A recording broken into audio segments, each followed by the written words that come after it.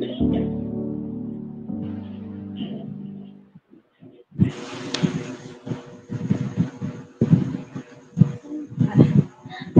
sige po.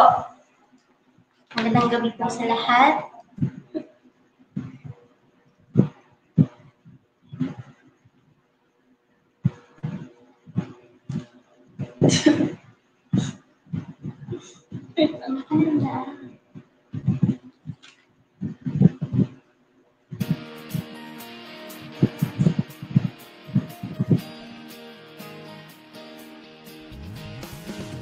Ayan po, kapagpalang po sa bawat isa. Ngayon, makasubaybay. Dati,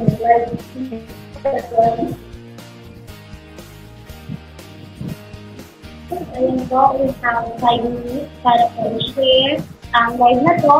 Pakita niyo rin po ng mga natin, kapatid, kapamilya, kapatid yan, to PNC na i-share po yung live na to.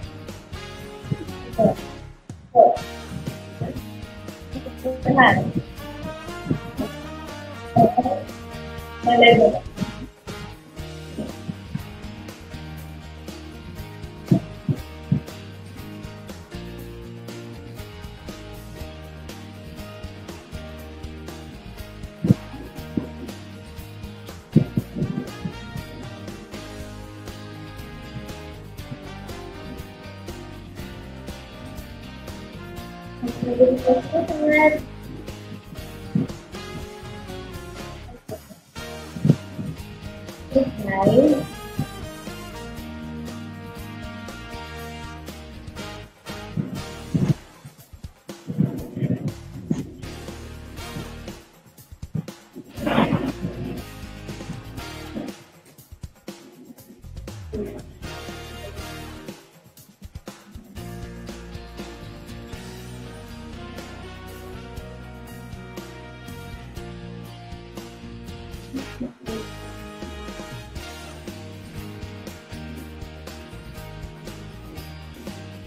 Ito po yung mga salita. Mention, share ito. Hindi sila na pa rin kapag-hit ng salita ng Diyos. Ayan, nagpapasok ito rin.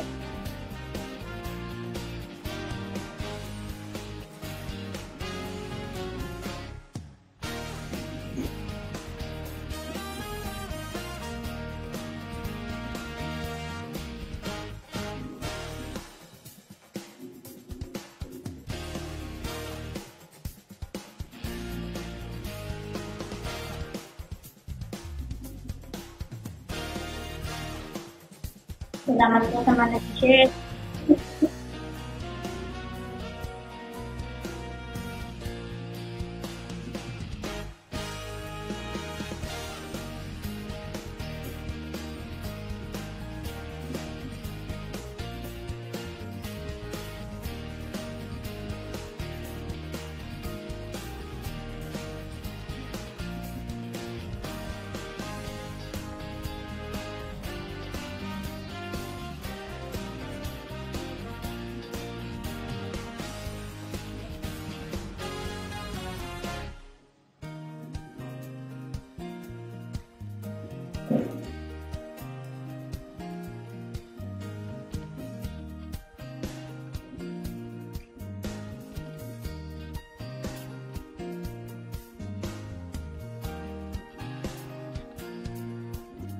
Ayan po.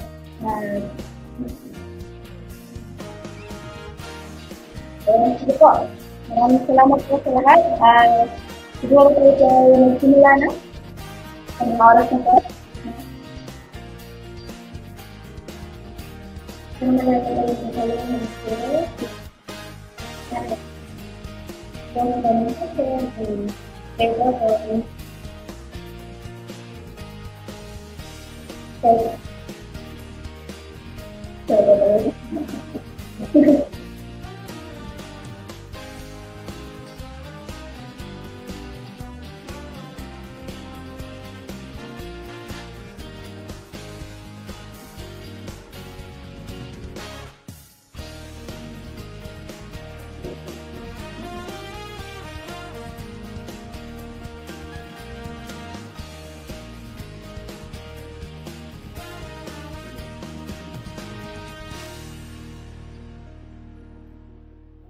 Sige po.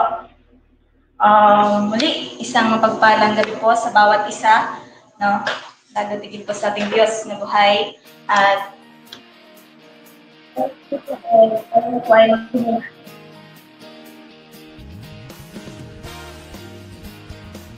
Sa ating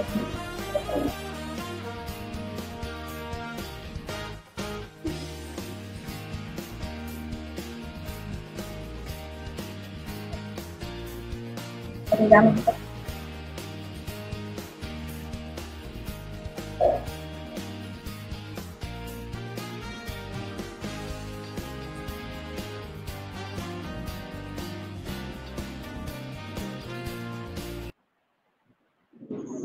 ayan, sige po. Ayan, sige po.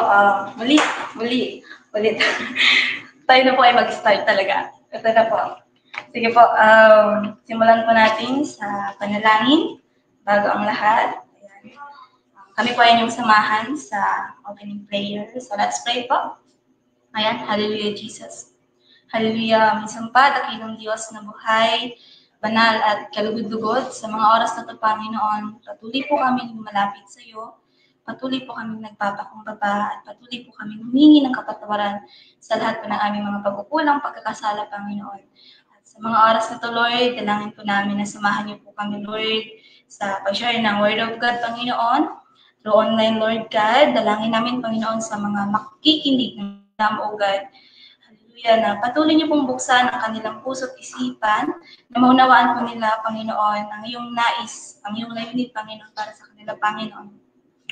Sapagat, Lord God, yung tunay na hindi mo nais, Panginoon, na mawala ang bawat isa, Panginoon. Lord, samahan niyo po kami, Panginoon, at patuloy na ikaw yung makita sa buhay ng iyong mga lingkod na gagamitin ito, Panginoon. Gamitin mo lamang kami, Panginoon, bilang isang instrumento, Lord God, gawin ang pagpapala sa iba, Panginoon.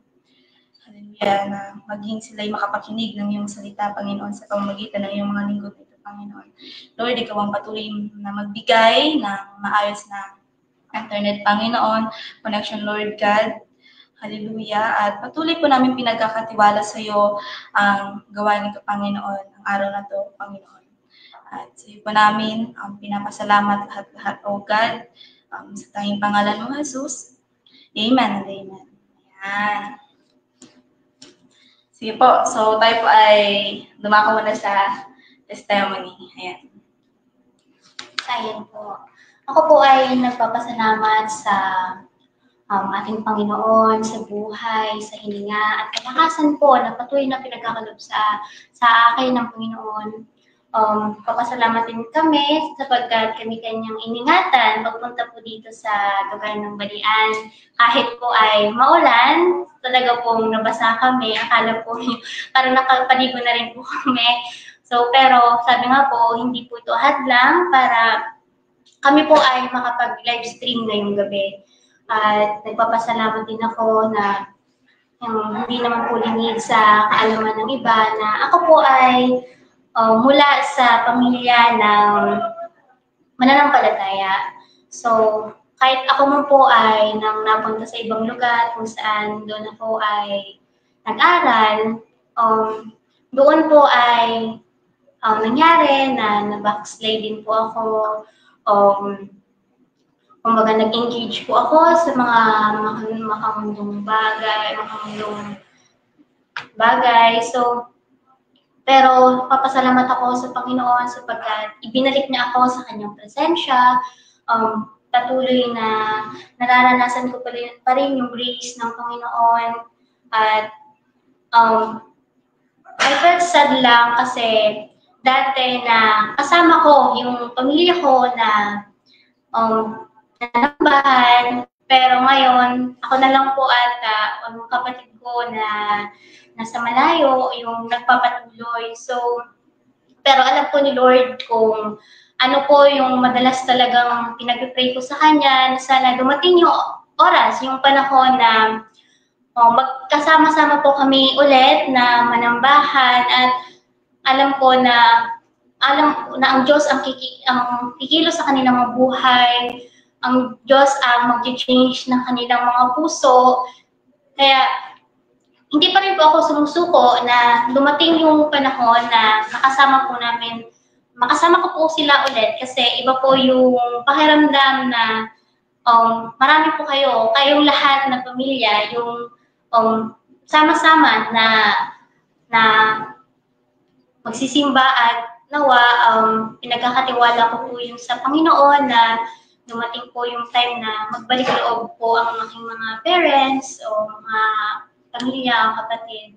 At yung mga hindi rin po mga kapatid ko na hindi rin masyado pong kilala ang Panginoon. Sana dumating po yung oras na yon at sana po nanonood sila ngayon sana po nanonood po kayo ngayon ng mga kapatid ko.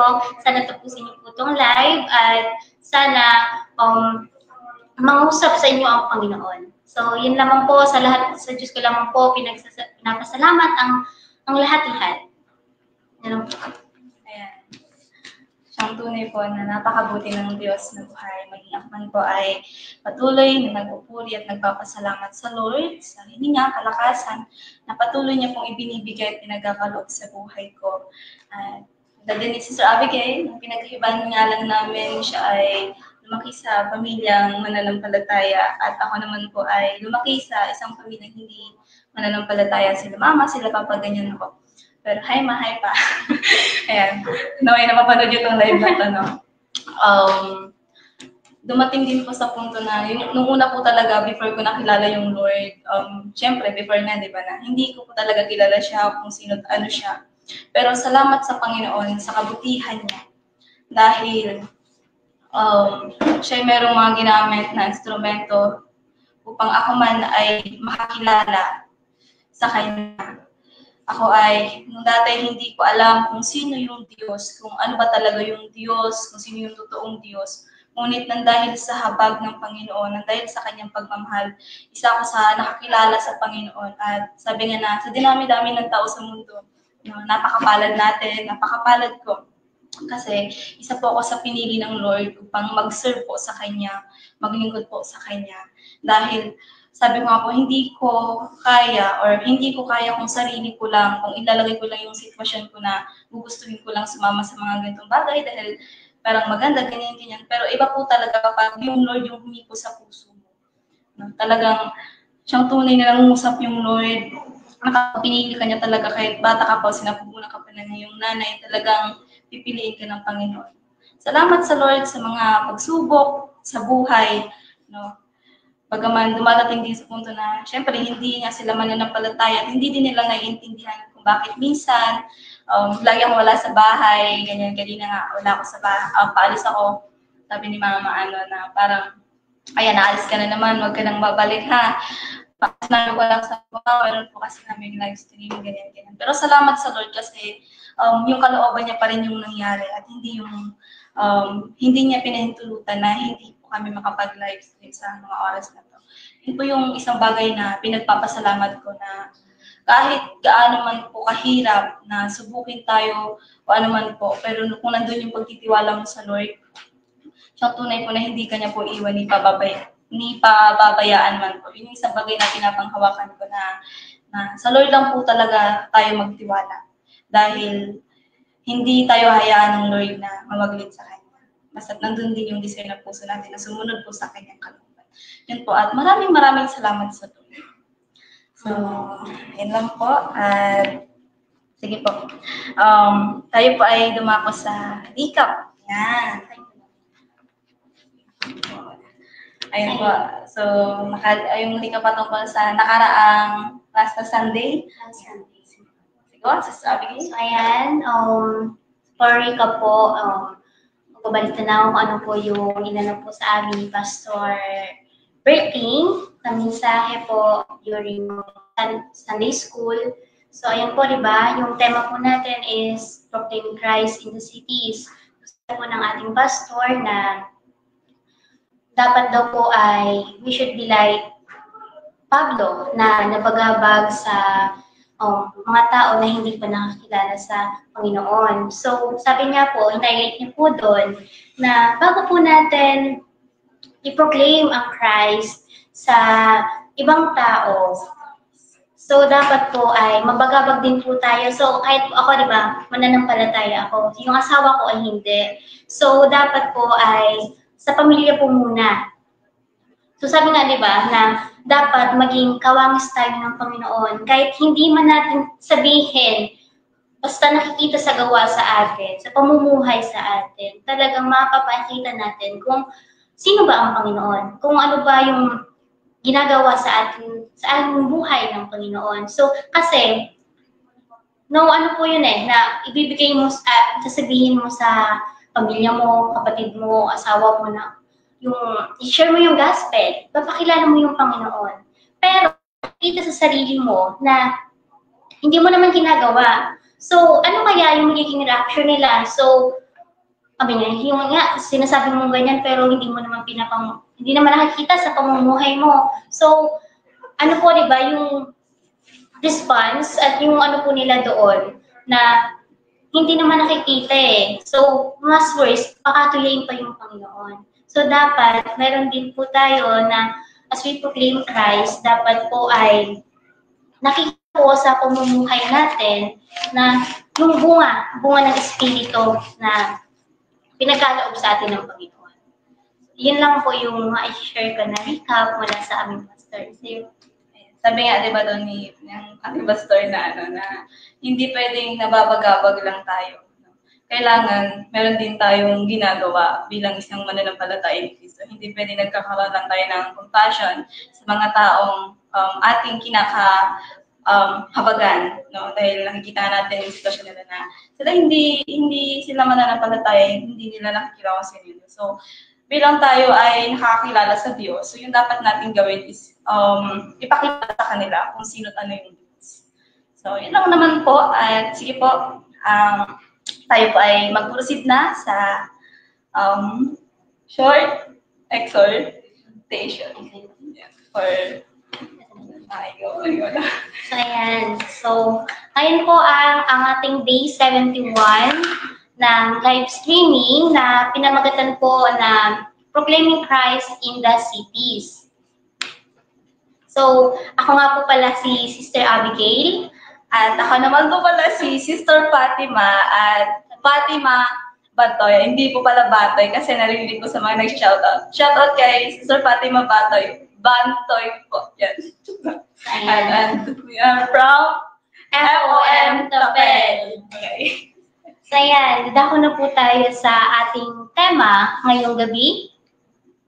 So, ang tema po natin, ulitin ko po, no, Proclaiming Christ in the Cities. So, dito po, pag-aaralan natin kung ano po yung, at makikita natin kung ano yung mga challenges na kinaharap ni Apostle Pablo while proclaiming Christ in the Athens. So, para forward na din po sa atin ito as a follower of Christ na ipoproclaim natin si Jesus Christ. So, para maintindihan po natin kung paano ito haharapin o ano yung kakaharapin natin tulad ng kinaharap nga ni Apostle Pablo dun sa pangangaral sa Athens. So, ito po makikita natin to na yung mga kinaharap ni Apostle Pablo so that we can meet them also. So, ayun po, di ba? So, bago po, ito pong gawa 17 is naisulat during second mission journey ni Apostle Pablo. So, bago po tayo dumako sa Athens, so, pangyayari po before 17, ano po, si Apostle Pablo po ay nauna pong nangaral sa Thessalonica. So, dito nga po, nangaral siya, maraming naniwala at tumanggap, ngunit may mga nainggit na mga Hudyo, kaya naman pinag-uusig siya. Kaya naman yung mga kapatid niya ay pinapunta po siya ng Berea. So, dito naman po sa Berea, dito sila ay nangaral. Kasama niya po dito si Silas at Timoteo. So, dito po, maganda sa Berea kasi ang mga tao po dito ay bukas sa kanilang mga isipan. So talagang sila po ay marurunong, matatalino. So nung nangaral po sila doon, marami pong sumampalataya.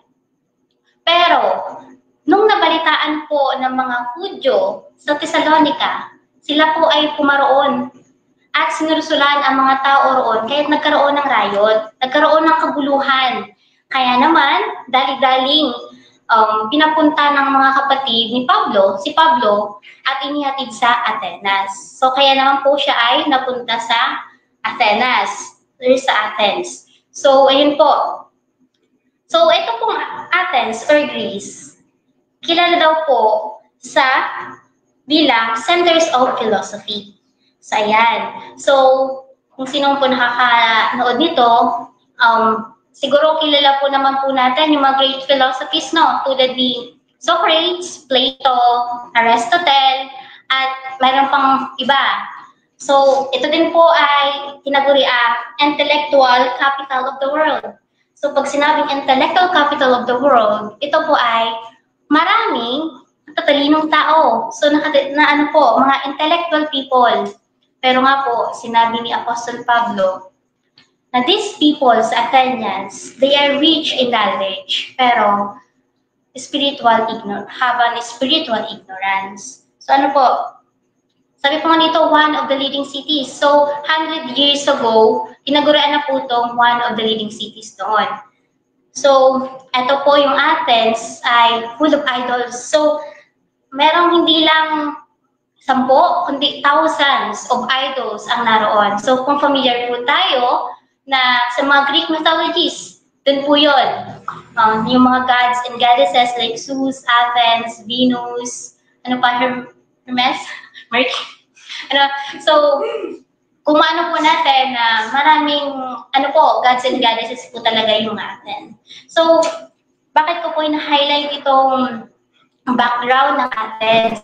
Kasi nga po, ito po yung mga tao at dito nangaral si Apostle Pablo. So imagine, yung mga pinangaralan ni Apostle Pablo ay mga matatilinong tao. So ayan po, dadako na po tayo sa ating basahin ko po sa Acts 17:16-34. Habang sina Silas at Timoteo ay hinihintay ni Pablo sa Atenas, napansin niyang puno ng mga Diyos-Diyos ng lungsod kahit nabagabag ang kanyang espiritu. Kahit nakipagpaliwanagan siya sa loob ng mga sinagoga roon, sa mga Hudyo at sa mga hotel na sumasamba sa Diyos at sa sino mang makatagpo niya sa liwasan bayan araw-araw. Nakipagtalo rin sa kanya ang ilang mga pilosopong Griego na mga Epicoryo at Stoiko. Ano bang sinasabi sa atin na nagmamarunong na iyan? Sabi ng ilan. Sabi naman ng iba, nangangaral yata tungkol sa ibang mga Diyos. Sinabi nila iyon dahil nangaral si Pablo tungkol kay Jesus at sa muling pagkabuhay. Siya ay sinama nila at iniharap sa kapulungan ng Areopago at tinanong, maaari bang malaman namin kung ano itong bagong aral na itinuturo mo? Bago sa aming pandinig ang sinasabi mo, kahit nais naming malaman ang kahulugan nito. Sapagkat walang ginagawa ang mga taga-Atenas at mga dayuhang naninirahan doon, kundi ang mag-usap-usap at makinig tungkol sa mga bagong turo. Tumayo si Pablo sa harap ng kapulungan ng Areopago at nagsalita, mga taga-Atenas, napapansin kong kayo'y lubos na napaka-reliyoso sa maraming bagay. Sapagkat sa paglalakad ko sa lungsod at pagmamasid sa inyong mga sinasamba, nakakita ako ng isang dambana na may nakasulat sa Diyos na hindi kilala. Ang Diyos na inyong sinasamba, kahit hindi nyo nakikilala, ang siya kong pinapahayag sa inyo. Ang Diyos na gumawa ng sanlibutan at lahat ng naririto ay ang Panginoon ng langit at ng lupa at hindi naninirahan sa mga templong ginawa ng tao. Hindi rin siya nangangailangan ng anumang tulong o paglilingkod ng tao sapagkat siya mismo ang nagbibigay ng buhay, hininga at lahat ng bagay sa sangkatauhan. Mula sa isang tao, nilikha niya ang lahat ng lahi sa buong mundo. Itinakda niya sa simula't simula pa ang kanilang panahon at hangganan. Ginawa niya iyon upang hanapin nila ang Diyos, makasakaling sa kanilang paghahanap, siya ay matagpuan nila. Ang totoo, hindi naman siya talagang malayo sa bawat isa sa atin, sapagkat nakasalalay sa Kanya ang ating buhay, pagkilos at pagkatao. Tulad ng sinabi ng ilan sa inyong mga makata. Tayo nga yung mga anak niya. Sapagkat tayo mga anak ng Diyos, huwag nating akalain na ang kanyang pagka-Diyos ay mailalarawan ng ginto, tilak o bato na pawang likha ng isip at gawa ng kamay ng tao. Sa mga nagdaang panahon ay pinalampas ng Diyos ang di pagkakilala sa Kanya ng mga tao. Ngunit ngayon ay iniutos niya sa lahat ng tao sa bawat lugar na magsisitalikuran ang kanilang masamang pamumuhay, sapagkat itinakda na niya ang araw ng paghuhukom sa sanlibutan at ito'y buong katarungan niyang gagawin sa pamamagitan ng isang tao na kanyang hinirang. Pinatunayan niya ito sa lahat ng muli niyang binuhay ang taong iyon. Nang marinig nila ang sinabi ni Pablo tungkol sa muling pagkabuhay, tinuya siya ng ilan. Sinabi naman ng iba, nais na yung mapakinggan muli ang tungkol dito. At iniwan ni Pablo ang mga tao. May ilang sumama sa kanya at sumampalataya sa Diyos, kabilang dito sina Dioneso na kaanib ng kapulungan ng Areopago, isang babaeng nagngangalang Damaris at mga iba pa. Praise the Lord. So ayan. Po dito sa verse 16 po, di ba? So habang sila si Timoteo po ay hinihintay nga ni Apostol Pablo sapagkat sila po ay naiwan sa Berea, so siya po ay naglalakad-lakad. So sa kanyang paglalakad-lakad, nakita niya po na puno ng mga Diyos-Diyosan yun. Kaya siya po ay nabagabag ang kanyang puso. So siguro po, if tayo po yung nandoon, pumunta sa Athens or Greece, and it's our first time na makapunta doon, knowing na isa ito sa mga intellectual capital of the world, one of the leading cities, so maraming matatalinong tao. So ano kayo yung mapipil natin? No? Siguro we are very excited na tayo. So kung meron nga tayong cellphone, no, baka nakipag-selfie na tayo kasi nga yung mga ano doon ay, mga ribulto doon ay pwede nating we find it arts or culture. Pero, ano po yung na-feel ni Apostol Pablo? Taliwas po sa nabagabag po siya. Nabagabag ang kanyang puso sapagkat nakita niya na maraming ribulto. So pag maraming ribulto doon, ibig sabihin marami pong tao na hindi paligtas. Maraming tao pa ang nangangailangan ng kaligtasan mula sa Diyos. So yun po, so nakaramdam siya ng burden. At the same time, compassion. So ano po, compassion? What kind of compassion? Compassionate desire to save people from spiritual ignorance. Ayan po yung naramdaman ni Apostle Pablo sa mga tao sa Atenas. So like Jesus po, di ba, sa Mateo 9:36. So nabagabag din po ang puso ng Panginoon sa mga tao. So just like Jesus po, no? Sabi nga po dito, kung tayo po ay totoong mananampalataya and we proclaim na tayo ay tagapagsunod ng Panginoon, meron din po dapat tayong burden. Burden na katulad na naramdaman ni Apostol Pablo. So, but it doesn't mean na kailangan po, maburden lang tayo. So, parang, we felt sad na nakikita natin na ganun yung mga tao na nakikita natin na hindi pa nila talagang lubos na kilala ang Panginoon. So, we need to take action. We need to ipangaral yung gospel ng Panginoon at pakilala ang Panginoon kung sino talaga ang Diyos natin at na dapat sambahin. So, nabanggit po dito na, maraming Diyos-Diyosan. So, ano po yung mga Diyos-Diyosan or idols? So, ano ba? So, ano yung idol? So, parang pag sinabi kasi yung Diyos-Diyosan, hindi lang po kasi ito yung ginawa ng tao. Pwede din po ito yung sarili mo, yung pera mo, or yung trabaho mo. Pwede siya rin yung nagiging Diyos mo sa buhay. Yeah. So sinabi po ni Sister Imam, so yung mga bagay po na everything that replaces God, na kung saan ito, yung mga bagay na ito, yung mas inuna mo, mas pinahalagahan mo kaysa sa Panginoon, it considers idolatry. Sabi nga po, di ba, kung ano po yung wino-worship natin, ina-idolize po natin, so parang wino-worship na din po natin yun. So, kaya gano'n na lang man po kabagawag yung puso ni Apostol Pablo sa mga tao doon kasi nga, yun yung nakita niya mga ribulto na yun, mga religious na mga tao doon, pero hindi po nila kilala kung sino po talaga yung totoong Diyos. So, ayun po, di ba, sa verse 17 din, nakita natin na nag-evangelize si Apostol Pablo sa lahat ng tao na makatagpo niya doon sa sinagoga, sa marketplace, o di ba?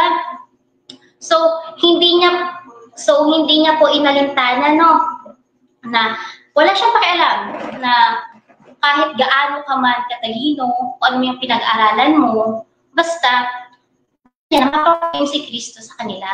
Kasi gusto niya na ang bansang ito ay magkaroon ng kaligtasan. Kaya po siya po ay nagkaroon ng virginity po, di ba? So saan po sabi ni Apostol Pablo sa Roma 1:6, hindi ko ay kinahihiya ang magandang balita sapagkat ito ang kapangyarihan ng Diyos para sa kaligtasan ng bawat sumasampalataya, uni sa mga Hudyo at gayon din sa mga Griego. So ganun din po sa atin. Alam ko na lahat po tayo, maging man ako, minsan nahihiya o nakakaramdam ng takot, pinangungunahan ng takot na mag-share ng gospel. Pero tulad po ng ginawa ni Apostol Pablo, hindi niya po kinahiya ang salita ng Panginoon. So tayo dapat po ay maging daluyan din ng pagpapala sa iba. Maging daluyan para makakilala ang ibang tao kay Kristo. Kasi meron na po tayong source aside from meron tayong the Word of God, we also have the Spirit of God within us na pinagkaloob sa atin, na meron din po si Apostol Pablo that time. Kaya po, grabe yung bagabag niya sa mga tao doon.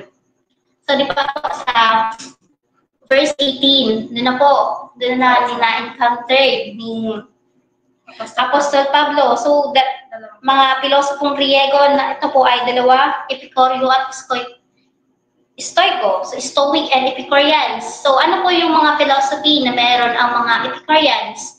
So ito pong Epicureans, sabi po, yung ultimate goal nila is to live for pleasure and avoiding pain. So puro saya lang ang gusto. So sabi nga, di ba? And alam natin na until now, na sa panahon na to, meron pong philosophy na meron tayong ganito until now. So sinabi nga naman, if it feels good, then do it. Kung whatever na magbibigay sa'yo ng pleasure, hindi na inaalintana o hindi nila inaalala kung ano man yung mangyari o kung ano man ang sasabihin ng iba, as long as these things is give them pleasure, then ginagawa nila. Ganon yung mga Epicureans. Ganon yung mga philosophy ng Epicureans. So ano po, they are materialistic or materialist. And they believe na hindi nila dinideny yung mga king gods. Pero naniniwala sila na hindi nag-i-intervene sa human affairs ang gods na ito. So ayan po. How about Stoics? So, ayun po yung philosophy ng Stoics po. Sila po ay naniniwala sa maraming Diyos. So, ayan. And they are guided by reason, focus on virtue. So, they are those people na may human can achieve virtue and happiness through their own reason and self-discipline alone. So, ayan po, taliwas sa tinuturo sa atin. So, sa kanila, puro sarili po nila yung iniisip nila po naman, they are guided by reasons. Pero na po tayo. They're guided by the Lord. So, lahat po ng natatamasa natin, ina-acknowledge po natin to as grace ng Panginoon. No? Ito man po. So, they believe na there is no meaning or purpose in life. So, ayan. So, let's see, di ba? Kawawa. Kawawa ang mga taong naroon. Kasi nga, di ba? Mali yung mga paniniwala nila sa buhay. So that is why Apostol Pablo was eager to proclaim Jesus sa kanila at malaman nila na there is a purpose in life, no? Na ang Panginoon at ito po ay ang Panginoon ang daan. And we will find the true meaning of life by knowing Jesus Christ. So, ayan. So, dito lang po, di ba, sa verse 19 to 20. So, ayan, dahil nga, itong mga epic or mga philosophy na ito, na-curious sila. Na-curious sila na, so, itong mga taong to, so wala silang ginawa doon, kundi magpuro-puro, magpalitan ng mga idea. So, dahil na-curious sila kung malaman nila kung ano yung sinasabi ni Apostol Pablo. Kasi nga, di ba, nagtanong sila eh. Nagtanong sila kung ano yung inaaral na o tinuturo ni Apostol Pablo kasi nga nabanggit din ni Apostol Pablo yung si Jesus Christ at yung muling pagkabuhay. So, parang na-curious sila na so nga gusto namin mapakinggan kung anong gusto mong ibig sabihin. So that is why siya po ay isinama nila sa kapulungan ng Areopago. So, ayan po. So, it's time for this day. Salamat sa Abigail. So, ayan. Hindi naman po lingid sa bawat isa kung ano yung kwento dito sa gawa, kung ano yung pinpoint dito ni Apostol Pablo. And tong time na siya dumaan sa place ng Atenas at yung sa kanyang mga nakita na saksihan. Kung makita po natin si Apostol Pablo, sabi nga kanya ay nabagapag. Nung time na nakita niya yung sitwasyon that time ng mga tao doon, ng mga pilosopiya doon, kung ano yung kanilang mga ginagawa. So kung sa atin naman po, i-apply po natin sila bilang mga mananampalataya ni Kristo. Sa kalagayan ni Apostol Pablo, kung tayo si Apostol Pablo, ano kaya yung parang mararamdaman din natin, di ba? Tayo ay magkakaroon din ng habag doon sa mga taong. So tayo bilang isang mananampalataya ni Kristo, kailangan hindi lang habag or hindi lang tayo pwedeng mabagapag. Tulad ni Apostol Pablo na lingkod ni Hesukristo, na ating Panginoong Hesukristo, siya ay mayroong ginawa. So ano po yung kanyang ginawa? Ang ginawa niya, siya po ay nakipagpaliwanagan. Ipinaintindi niya po at pinaunawa niya po doon sa mga taong naroon that time kung sino at ano yung Diyos. Kasi sabi nga kanina, naniniwala sila sa Diyos pero hindi nila kilala kung sino ano yung Diyos na yun. Ang dami nilang sinasamba, mga Diyos-Diyosan. Lalo na po yung mga ribulto. Yun, di ba? Mababasa natin sa verse yun, Sister Abigail? Ayan, sa verse 16. Mali mo bang basa? Habang sinasila yung hinihintay ni Pablo sa Atenas, napaghimpuro ng mga Diyos-Diyosan ng lungsod at napagabutan ng Espiritu. Ayan. Nung pinapalakan si Pablo, nakita niya na maraming mga tao na sumasamba doon sa mga Diyos-Diyos. So, kaya yung ginawa niya, ito ay kanyang lapitan at paliwanagan. No? And kung sa atin, bilang isang mananampalataya ni Kristo, so kailangan din natin na gawin yung bagay na to. Kailangan natin na i-proclaim si Jesus Christ sa mga taong hindi pa nakakakilala sa Diyos. No? Kasi yung pagmamahal ng Panginoon, di ba? Sabi nga, kung mababasa po natin dito sa Gawa 17:27, ginawa niya iyon upang hanapin nila ang Diyos. Baka sakaling sa kanilang paghahanap, siya ay matagpuan nila. Ang totoo, hindi naman siya talagang malayo sa bawat isa sa atin. Diba? Ganun po kabuti yung Panginoon. Ganun po tayo kamahal ng Diyos. Na kung paano hindi nais ng Panginoon na may mapahamak. No?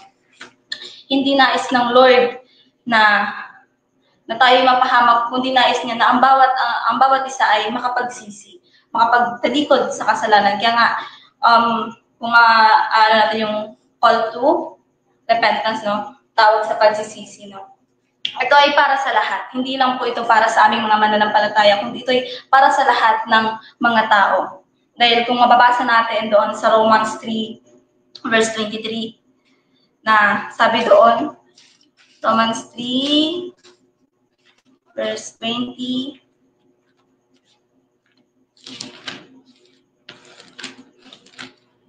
3. Ayan, sabi po dito, sapagkat ang lahat ay nagkasala at walang sino mang nakaabot sa kalalakihan ng Diyos. We know na walang matuwid, wala kahit isa.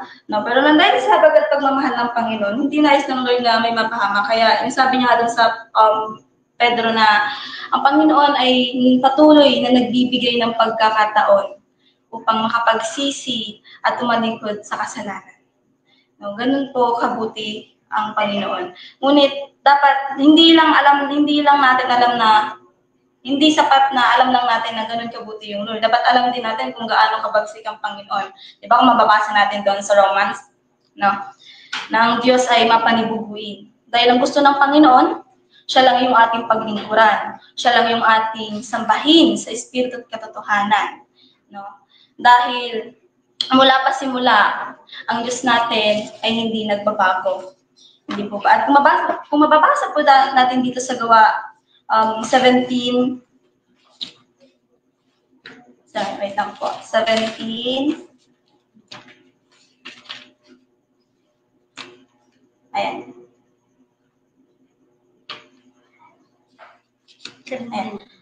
Sabi po dito sa 20, sapagkat tayo mga anak ng Diyos, huwag natin akalain na ang Diyos, ang kanyang pagka-Diyos ay mailalarawan ng ginto, pilak o bato, na pamanglikha ng isip at ng kamay ng tao.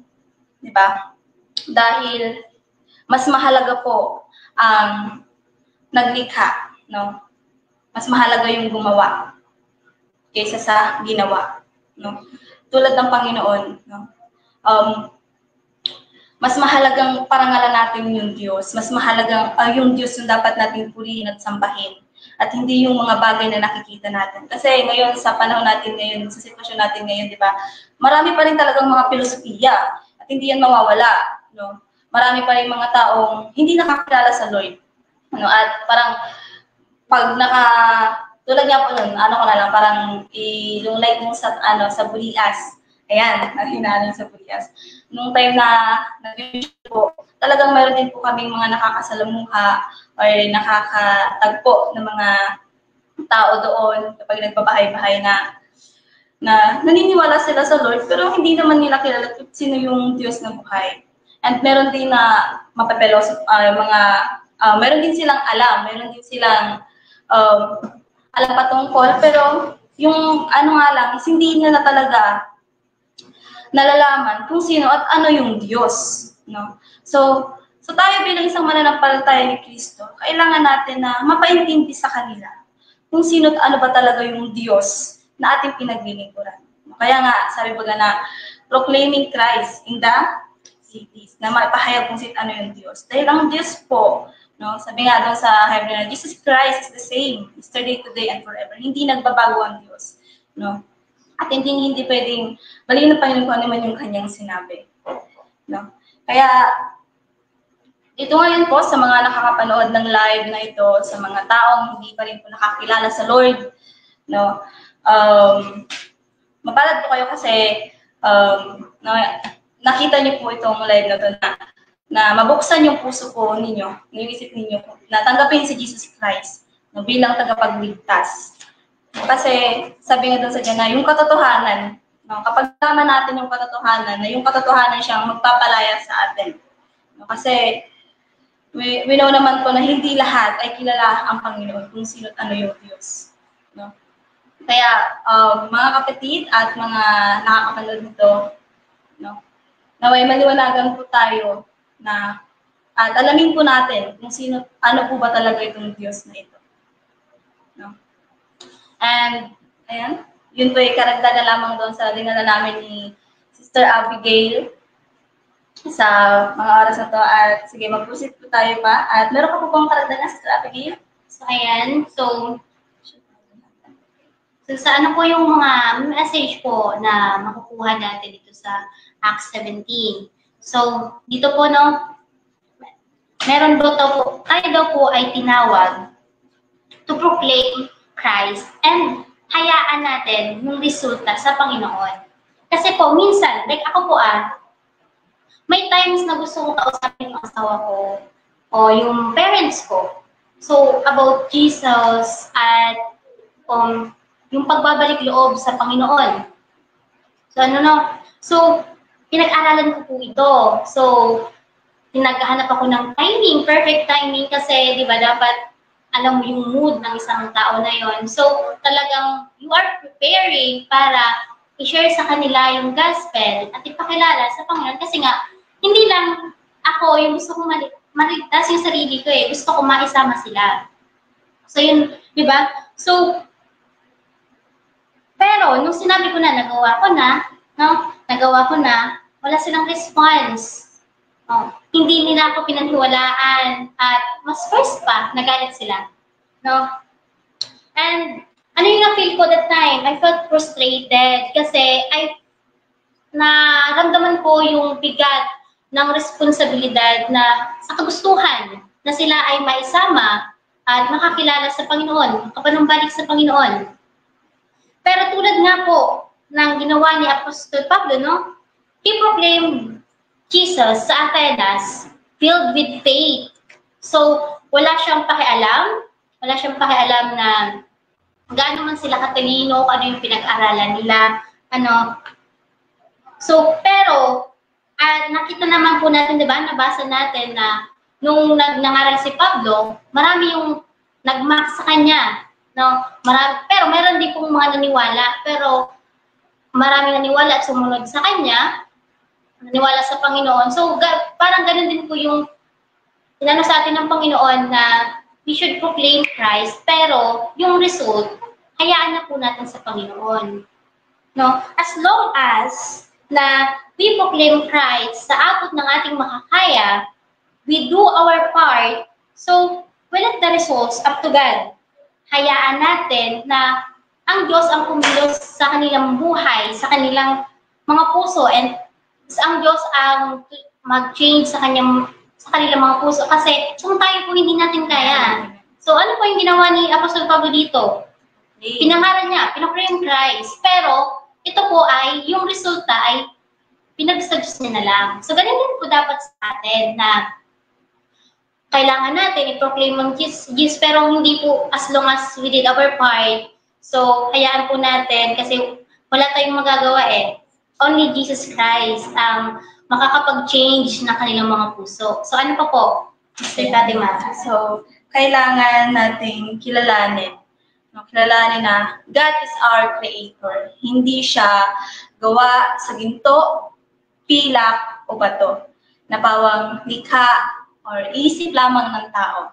No, kaya sabi nga doon kanina sa verse na siya hindi siya gawa ng kamay ng mga tao. So ang Diyos ang naglikha sa atin at sa lahat. So nararapat lamang na siya yung ating papurihan, nararapat lamang na siya yung ating paglingkuran at hindi yung mundong ito. No? Kaya tinawag tayo to proclaim God, to proclaim Christ. No? And God's commands us to repent. Diba? To repent. So, ayun nga po, di ba? God commands us to repent. So, kaya di ba, that was Paul calling the Athenians na gawin. Kasi nga, they need to repent. So, repent sa mga wrong ideas na meron sila about God. So, di ba nabasa po natin na grabe po yung mga Epicureans, yung mga philosophies ng mga Epicureans, Stoics, at mga tao doon sa Atenas. So, kaya nga po, di ba, pinangaral ng Panginoon, pinakilala sa kanila na yung totoong Diyos, sabi nga nila, meron silang unknown God. So, ayun, pinakilala. So, gusto ko since meron kayo nito na nakasulat sa bato na unknown God, so, ito yung nais na ipakilala ko sa inyo. So, yun yung mga, kaya gusto ng Panginoon na mag-repent yung mga taong sa Atenas.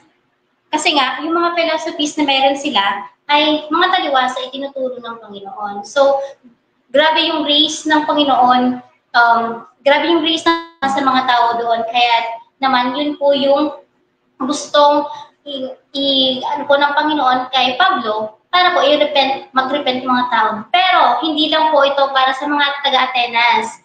Kung hindi po para sa atin, hindi po para sa kanya. Hindi lang po para sa akin, para po sa ating lahat. So ano po, ito po ay iniutos ng Panginoon sa lahat ng tao, no? Maging sa atin. So let us turn our minds and hearts sa Panginoon. No? So, hindi natin kailangan na mamuhay sa kasalanan, no? To hold on the wrong ideas, diba? Kasi patungkol naman sa Panginoon, no, meron tayo, or yung iba sa atin dito is need ng, sabi nga na repentant, na kanina na to call to repent. No? Kasi paulit-ulit na sinasabi natin na hindi nais ng Panginoon na may mapahamak, kundi nais ng Lord na makapagsisi at tumalikod yung bawat isa sa kasalanan na gawa. No? And all we need to do is to repent and turn ourselves to God with humility. No? Humility, hindi natin kailangan na magpatali sa kasalanan dahil malapit na din ang judgment. Sinasabing judgment, di ba? Ayan. Pero hindi lang po dapat sinasabi natin yung kabutihan ng Panginoon. So kailangan po na ipaalam din natin sa ibang tao na malapit na yung judgment. At kinakailangan na tayo pong lahat ay mag-repent. So, ano po, diba? We are blessed na we are still giving time ng Panginoon para mag-repent. Kasi sabi nga ng Panginoon, malapit na dumating yung oras, yung judgment na yun. Pero nakikita ng Panginoon na maraming tao pa ang kailangan magsisi. So, ayun po yung kinukalling po sa atin na ano man po yung mga sins na nag-bandage sa atin para sumunod sa Panginoon. Halimbawa man po yung laziness, kung ano pa, kalasuwaan, greed, pagsisinungaling, alam po natin yung sarili natin eh. So, wala po, ang kailangan po natin gawin ay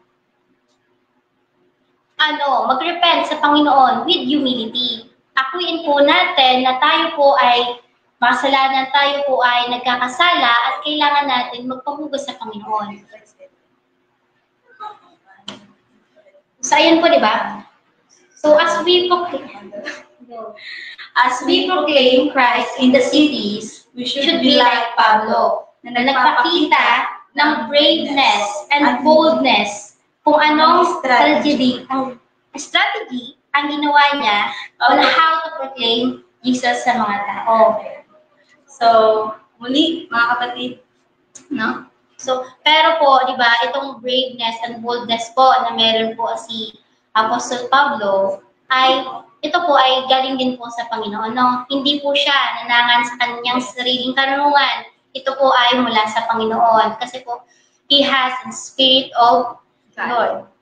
Meron siyang Holy Spirit na pinagkaloob sa kanya ng Panginoon. Kaya nga, tayo din bilang isang mananampalataya na huwag din tayo maasa sa sarili natin, kundi laging sa Lord lang, na sa bawat gagawin natin, no, sa pag-share ng Word of God, always na yung Lord yung hayaan natin na kumilos sa ating buhay, like Pablo. No? Sabi nga sa Kawikaan 3:5 na, kaya kang magtiwala, buong puso't lubusan, at huwag kang mananangan sa sarili mong karunungan. Sapagkat kung atin lamang, no, na, ito, dahil sa nakita mo lang, na parang ang ganda mag-share ng Word of God, pero still, naniniwala ka pa rin sa sarili mo, no? Parang sarili mo pa rin yung pinaniniwalaan mo. Ito ay walang sese, ito ay walang kabulan. Ngunit kung ito ay patuloy na ikaw ay magtitiwala sa Panginoon ng buong puso at lubusan, no?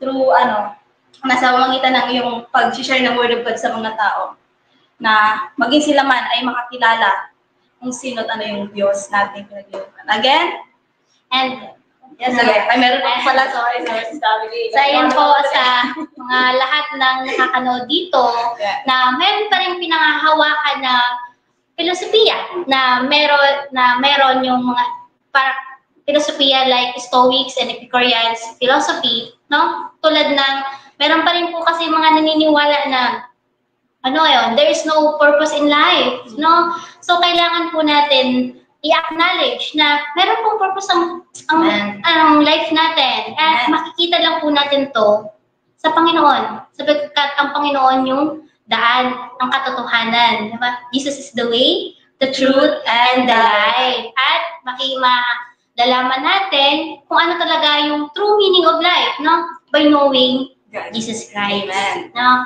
Knowing who really is. Okay, okay na po.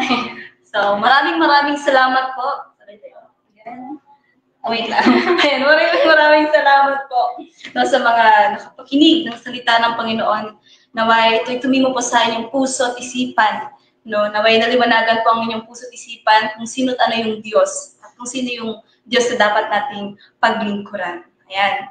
Now again, yung tema natin ay Proclaiming Christ in the Cities. So, again, muli, isang mapagpalang gabi sa bawat isa. And let's pray na po. Let's closing prayer. Okay. Ana, sige, madawala. Let's pray po. Samahan niyo po kami sa closing prayer. Hallelujah, Jesus. Hallelujah, Lord God. Minsan pa dakilang Diyos na buhay, banal at kalugod-lugod sa lahat. Siyang tunay, Panginoon, na ikaw lamang ang nararapat naming sambahin, parangalan, Panginoon, sapagkat ikaw ang may likha ng langit at lupa, Panginoon. Mula pa simula, Panginoon, ikay hindi nagbabago, O Diyos. Hallelujah, Lord. Dalangin namin sa mga oras na to, sa mga tao na kapakinig ng iyong banal na salita. Dalangin namin, Ama, na buksan niyo po yung kanilang puso at isipan. At wag lamang itong nanatiling kanilang napakinggan. Bagkos tumimo ito, Panginoon, sa ikaibuturan ng kanilang puso, Panginoon, na sa pamagitan nito, O Lord, na makilala kanila, Panginoon, kung sino't ano ka, Panginoon. Sapagkat sinabi mo sa iyong salita, Panginoon, hindi mo nais na may mapahamak, Panginoon. Dalangin namin, O Diyos, sa mga oras na ito na patuloy kong patnubayan ang bawat isa, Panginoon, at patuloy na ikaw ang maghari, Panginoon, sa mga tao pang gagamitin mo, Panginoon, upang ipahayag ka, Panginoon, sa mga taong hindi pa nakakilala, Panginoon.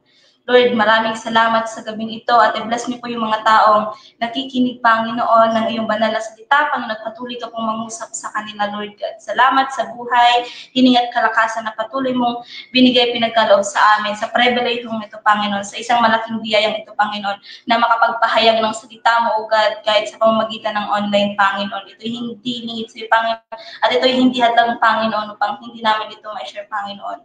Sapagkat ang lahat ng bagay na meron kami, Panginoon, ay nagmula lamang sa iyo, sapagkat kung aming sarili lamang, Lord, hindi po ito namin kaya. Kami pinapangunahan ng aming takot, ngunit, Panginoon, ito ay huwag namin hayaan na kami pangunahan, Panginoon, kundi ito'y dapat naming harapin, Panginoon, na i-proclaim ka namin, Panginoon, kung sino't ano ka, Panginoon.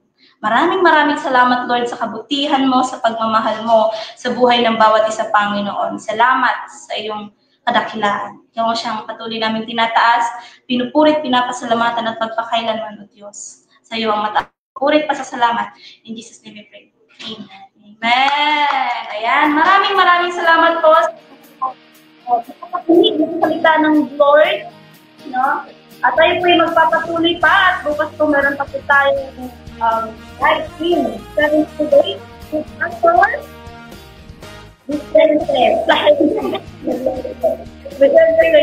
abangan po natin yung patuloy po natin subaybayan itong live stream po nito. Ito ay malaki din pong ito po isa rin sa kaparaanan ng Panginoon ng sige may wala yung kanyang salita. So, sige po, let's proceed to right? Ayan. Shoutout po. Naabangan mo ba? Tama ba? Hinabangan mo ba? So, ayan. Maraming salamat po sa mga nag-stay.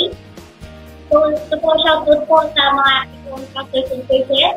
Sa Gideon Church, Pastor Carlson Moon. Korean Church, Pastor Juan Flores. Sa Catholic Church naman po, si Pastor Vicente Sabisi and Pastor Vicente Pastor. Sa Brilliant Church po, Pastor Organico Flores. Brilliant Church, Pastor Jay Moon. Pastor Wemley, Pastor Kevin Singh, and Pastor Amina Halpo. Ito sa inyo at sa mga nagpapayan outreaches station. Shoutout po Pinagdisahan, Veterans, Padilla, Tanay, and Binangonan, Cubao, Burias, and BS Japan. Ayun po. So, again, meron pa. Sino pa ba? Ayan, sige po. Shoutout po kay Sister Munali. Munali. And shoutout din po kay Sister Denero. Also po kay Brother John Rocio. Ayan. And kay shout out po, Chris Kai. Ayan, at kay ano po, kay, sino pa ba ta? Ayan, kay Sister Jess Lahui. Shout out po. Yung internet, hindi nakikita yung mga pangalan eh. At kay Ate Ana, tapos po, maraming salamat po, Ate Leia Joy. Ayan, shout out po Ate Leia. Kay Ate Hazel. Yan, hi Ate, I miss you. Shout out po sa'yo. At kay Ate Carla. Kay Ate Carla, shout out po. And kay Brother Domson, shout out po, Kuya Dom. And kay Brother Terry, shout out po kay Brother Roger. Lego. Yan, shout out po, Brother Roger. Kay Brother Andre, Sister Miriam, shout out po kay Sister Miriam Mandia, at kay Sister Esther Benitez, hindi na siya Salisi, and kay Sister Mary Rose A. Tebes, kay Sister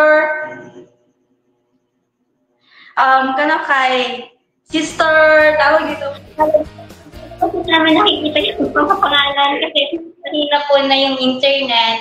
Sayang po, pero shoutout po sa mga lahat Opo, yan po, nanonood. Hindi man po namin mapangalanan kayong lahat sapagkat hindi po talaga namin nakikita. Ayan, kay Dad pala. Hi, Dad. Kamusta po? Shoutout po sa'yo. And kay Sister Zilden, shoutout din po.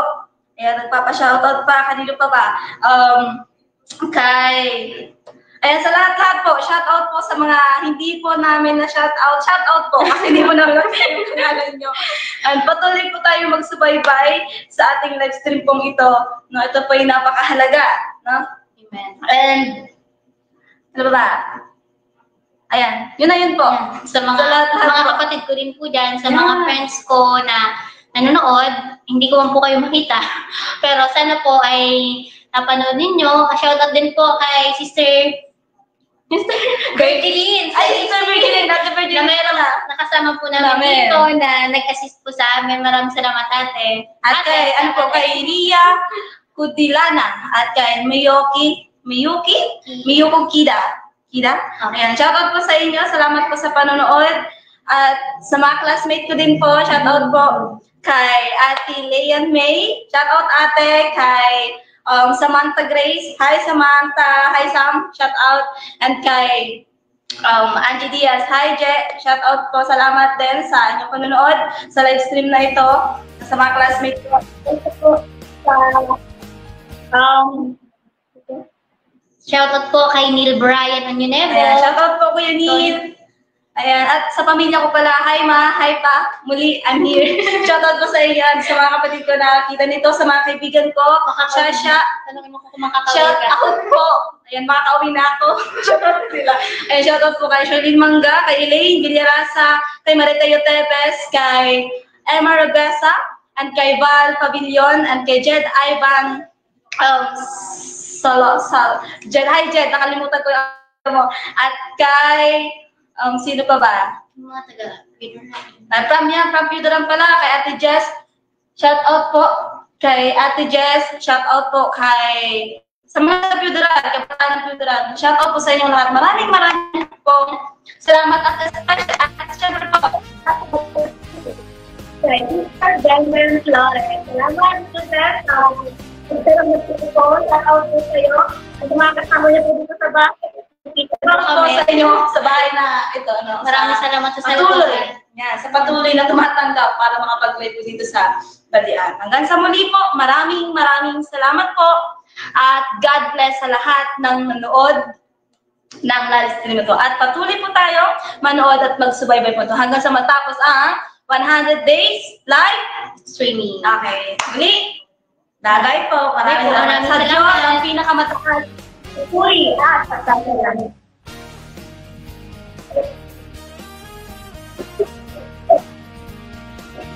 Hello.